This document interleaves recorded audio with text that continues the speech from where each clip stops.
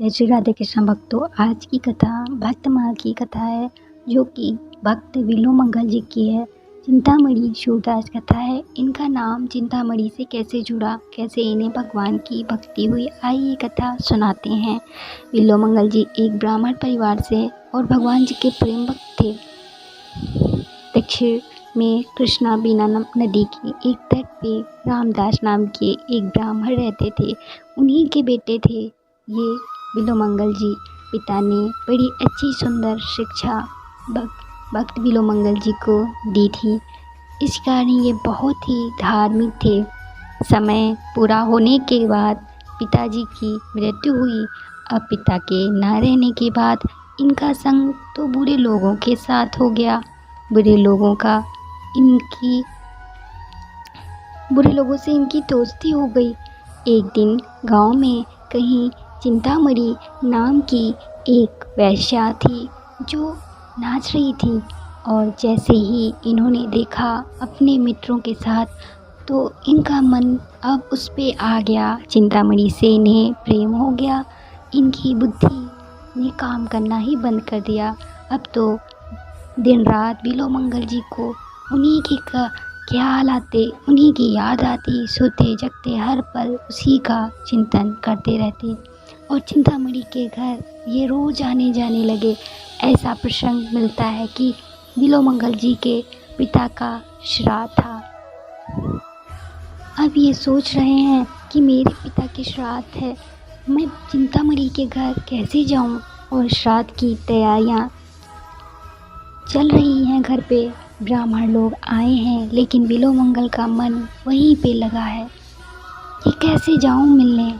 अब जैसे तैसे हुआ श्राद्ध, जल्दी से पूरा किया सारा काम, और ब्राह्मणों को भोजन करा के चिंतामणि के घर जाने को तैयार हो गए।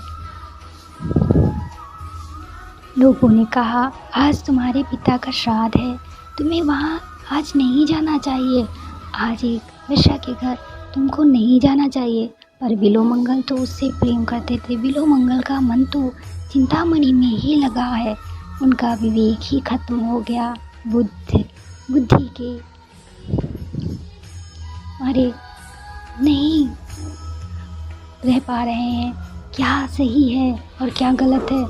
वो तो उसी चिंतामणि के प्रेम में मन लगा रखे हैं। अब विलोमंगल जी भागकर नदी के किनारे गए। अब और बहुत तेज का तूफान आ रहा है। नदी पर खड़े होकर सोच रहे हैं कि नदी को कैसे पार करूं। कोई नदी पर केवट भी नहीं है जो नदी को पार करा दे। बहुत देर के बाद एक केवट मिला। बोले, मुझे तुम नदी पार करा दो, हमसे पैसा दुगना ले लेना, जितना लेते हैं उससे ज़्यादा भी दे दूंगा। लेकिन वो केवट मना कर देता है कि मौसम बहुत ख़राब है, नहीं जाएंगे। उसने मना कर दिया। अब समय बीत रहा है, इनकी व्याकुलता भी बढ़ ही रही है। जब और व्याकुल हुए तो मन अधीर हो गया, मन काबू में नहीं रहा। वहाँ पर एक लकड़ी का गट्ठा पड़ा था, उसके ऊपर बैठकर वो जाने लगे और नदी पार कर गए। वास्तव में ये कोई लकड़ी का गट्ठा नहीं था, ये एक मुर्दा था। लेकिन काम के बस में इतने फंसे कि इन्हें होश ही नहीं था ये क्या कर रहे हैं। चिंतामणि एक दौर पर पहुँचते ही और आवाज़ लगाई, चिंतामणि दरवाज़ा खोलो, मैं आ गया। देखो, मैं तुम्हारे प्रेम में, तुम्हारी याद में कितने तूफान में आ गया। तूफान इतनी तेज था कि आवाज़ अंदर नहीं जा रही थी। अब ये व्याकुल थे, खिड़की से जाने की सोचने लगे। वहाँ पे कुछ भी नहीं दिखा। एक रस्सी लटक रही थी, उसे देखते ही उसे पकड़कर खिड़की से कूद गए। लेकिन वो रस्सी भी नहीं थी, वो तो एक मरा हुआ सांप था जो लटक रहा था। कूदने के बाद जब पहुँचे तो देखा चिंतामणि तो सो रही है। उसे जगाया और बोले, देखो, मैं तुम्हारे लिए इतने तूफान में आया हूँ। चिंतामणि ने देखा विलोमंगल, तुम इतनी रात में, इतने तूफान में यहाँ कैसे आए हो? विलोमंगल बोले, मैं तुम्हें सब बताता हूँ। मेरे पिता का आज श्राद्ध था, मैं आना चाहता था, नहीं आ पा रहा था। घर पे ब्राह्मण थे, उन्हें भोजन कराना था। अब काम करा के जैसे ही आना चाहा तो मौसम बहुत ख़राब था। मैं नदी के पास आया तो मुझे एक नाव वाला मिला, लेकिन उसने पार कराने से मना कर दिया। तो एक लकड़ी के लट्ठे पर बैठकर आया हूँ। चिंतामणि बोली, कहाँ है वो, दिखाओ। जब उसने दूर से दिखाया तो वो लकड़ी नहीं बल्कि मुर्दा था। फिर विलोमंगल जी बोले, ये तो कुछ भी नहीं चिंतामणि, इसे पार करके आने के बाद तुमने जब दरवाज़ा नहीं खोला तो मैं रस्सी के सहारे खिड़की से अंदर कूद गया और आ गया। तेरी याद में कहाँ है रस्सी? जो देखा एक मरा हुआ सांप लटका था। चिंतामणि बोली, अरे विलोमंगल, तू मेरे लिए इस आड़ मास के लिए एक मूर्ति पर बैठ कर आया। तुझे अपने कपड़ों का होश नहीं, तुझे दुर्गंध भी ना आई। तुम्हें ये नहीं पता तुम मुर्दे पे आए हो। तुम्हें इतना भी होश नहीं कि ये रस्सी नहीं, एक मरा हुआ सांप है। विलोमंगल, तुमने क्या किया? तुम्हें क्या हो गया है? तुमने ये ठीक नहीं किया।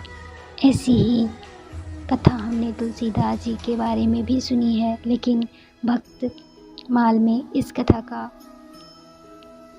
और विलोमंगल जी का ये कथा का चरित्र भी है। चिंतामणि ने इन्हें बहुत खरी खोटी सुनाई, बुरा भला कहा। चिंतामणि ने कहा, जा, मैं तुझसे कोई प्यार नहीं करती हूँ। तू जिस शरीर के लिए करता है, एक दिन ये शरीर भी मुर्दा हो जाएगा। अरे बुद्धिहीन इंसान, तुम इतना प्रेम अगर उस श्याम सुंदर से करते, श्री कृष्ण से प्यार करते, तुम उनके लिए छटपटाते, तो वो अब तक तुम्हारे पास आ जाते और तुम उन्हें पा गए होते। चिंतामणि की इस बात ने आज एक सद्गुरु का काम कर दिया था। जैसे सद्गुरु अपने किसी शिष्य को भगवान से प्रेम का मार्ग बताकर भेज देता है, आज चिंतामणि ने भी यही काम किया है। चिंतामणि ने प्रेम की लालसा भगवान के प्रति विलोमंगल जी को करा दी है। अब तो विलोमंगल जी फूट फूट कर रोने लगे, आँखों से समुद्र उमड़ पड़ा और चिंतामणि के चरण पकड़ के रोने लगे। कहते हैं, माँ, तुमने आज दिव्य दृष्टि दे दी, माँ, तुमने अच्छा किया। और वहाँ से ये कहकर निकल पड़े। भगवान की याद में हर जगह भटकते ऐसा भटकने लगे, प्रभु का चिंतन, स्मरण और उनका नाम कीर्तन करने लगे। प्रभु श्री श्याम सुंदर के प्रेम में अब तो इन्हें इतना प्रेम हो गया कि श्री कृष्ण के सिवा कुछ नहीं दिखता। नहीं चाहते, जंगल जंगल घूमने लगे और अब तो प्रभु से इतना प्रेम हो गया। कुछ समय बाद उन्हें एक युवती फिर दिखाई दी। फिर इन्हें मन में काम जाग गया, उसका रूप देखा और वो उनके पीछे पीछे चलने लगे। वो स्त्री अपने घर में गई, उसके घर के दरवाजे पे जाके बैठ गए। दरवाज़ा खटखटाया, उसका पति बाहर आया, देखा ये तो कोई ब्राह्मण है। हाँ बोलो, उसके पति से बोले, अभी अभी एक स्त्री अंदर गई है, तुम उसे बुला लाओ, मैं उससे मिलना चाहता हूँ। मैं उनसे मिलकर उन्हें देखना चाहता हूँ। क्या तुम उन्हें दिखा दोगे? उसने सोचा, ये कैसे बोल रहे हैं, पर उसने ब्राह्मण है सोचकर अपनी पत्नी के पास गए और बोले, एक ब्राह्मण आए हैं और तुम्हें मिलना चाहते हैं। उसने देखा, अरे ये तो विलोमंगल जी हैं, लगता है फिर से इनकी आसक्ति जाग गई है और वो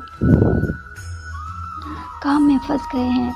अपने पति से कहती है, हो ना हो ये प्रभु की ही कोई लीला है, मुझे इनके सामने जाना ही चाहिए। अब तो वो युवती इनके सामने आती है अपने पति के साथ। बिल्वमंगल जी वहाँ बैठे हैं। युवती को देखकर इनका मन ही धिक्कारने लगा। अरे इनका अब तो हृदय शोक से भर गया। अरे मैं ये क्या कर रहा हूँ, मैं आज किसी पराई स्त्री को देख रहा हूँ, मन मेरा इतना अपराध कर रहा है। वो वहाँ से चले जाते हैं और 2 कांटे तोड़कर अपनी आँखों में घोंप देते हैं। अब ये अंधे हो जाते हैं। बोलते हैं, ऐसे नेत्रों का क्या जो श्री कृष्ण के सिवा किसी और स्त्री को देखें। और अंधे हो जाते हैं कि मेरी आँखों ने अपराध किया है, दंड दे दिया खुद को। अब ये अंधे हो गए और प्रभु को ध्यान करने लगे। प्रभु को इतना ध्यान किया। प्रभु तो इतने दयालु हैं, वो अपने भक्त के प्रेम में क्या कुछ नहीं करते हैं। हर अपराध बुलाकर माफ़ कर देते हैं और भक्त को अपना लेते हैं। अब कृष्ण भगवान ने देखा और सोचा, मेरा भक्त कितना मुझसे प्रेम करता है कि मेरे लिए आँखें ही फोड़ दी, सिर्फ मुझे चाहता है। मेरे भक्त को कितना कष्ट हो रहा है, भूखा प्यासा उठता गिरता कैसे चल रहा है, कैसे रहेगा। देख भगवान एक बालक के रूप में आए और बोले, बाबा मैं भोजन लाया हूँ, आप भोजन कर लो। और जल भी लाया हूँ, आप जल पी लो, आपको भूख लगी होगी। बिल्वमंगल जी बोले, तुम कौन हो, कहाँ से आए हो और कहाँ रहते हो और क्या करते हो। भगवान जो बालक रूप में थे बोले, बाबा मैं गैया चराता हूँ, मैं यहीं पास में रहता हूँ, यही मेरा घर है। बिल्वमंगल जी की देख रेख भगवान श्री कृष्ण बालक रूप में रोज ही करने लगे। उन्हें भोजन लाते, अपने हाथों से खिलाते। भगवान बालक के रूप में बोले, बाबा वृंदावन चलोगे। बिल्वमंगल जी ने वृंदावन नाम सुना तो उनका हृदय खुशी से गदगद हो उठा, झूम उठा और वो खुश हो गए। बोले, मैं अंधा कैसे वृंदावन जाऊं। उस बालक ने कहा, मैं ले चलूँगा, ये लो मेरी लाठी, इसे पकड़कर मेरे साथ चलो। अब बिल्वमंगल जी जाने को तैयार हो गए। सोचा वृंदावन जाने को मिलेगा। कृष्ण आगे आगे पीछे पीछे भगवान जी बिल्वमंगल जी को लिए जा रहे हैं।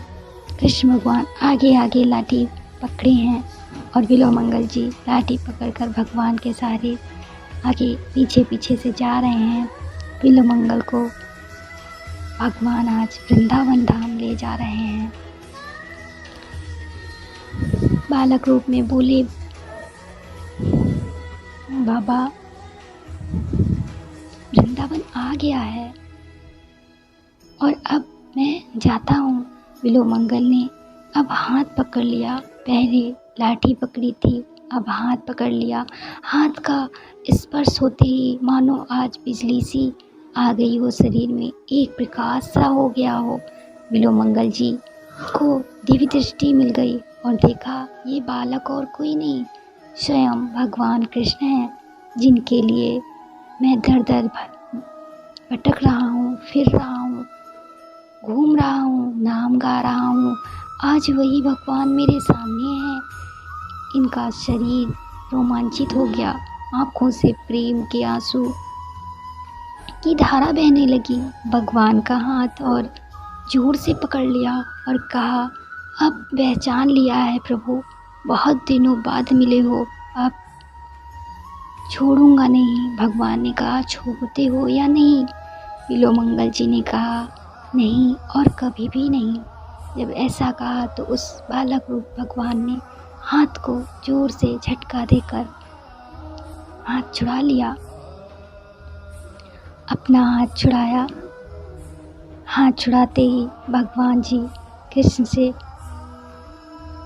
कृष्ण भगवान से बिल्वमंगल जी बोले, सुनो कृष्ण श्याम सुंदर, एक बात याद रखना। बिल्वमंगल जी बोले कि हाथ छुड़ाए जात हो, निबल जाने के मोन, हृदय ते तो जाओ तो सबल जानो मैं तो,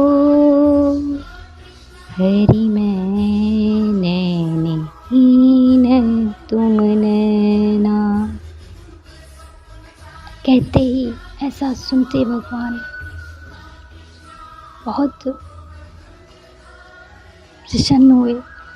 कहते हैं, हे कृष्ण, आज आप हाथ छुड़ा के जा रहे हो क्योंकि मैं कमज़ोर हूँ, अंधा हूँ, निबल हूँ, मुझे दिखता नहीं है। चलो जाओ, आपको सबल मैं तब मानूंगा, शक्तिशाली तब मानूंगा जब मेरे हृदय से निकल कर दिखाओगे। एक बार प्रेम से बोला तो भगवान तो प्रेम में ही वहाँ से वो कहीं जा ही नहीं सकते। अहंकार से जितना दूर रहते हैं, प्रेम के उतना ही पास हैं।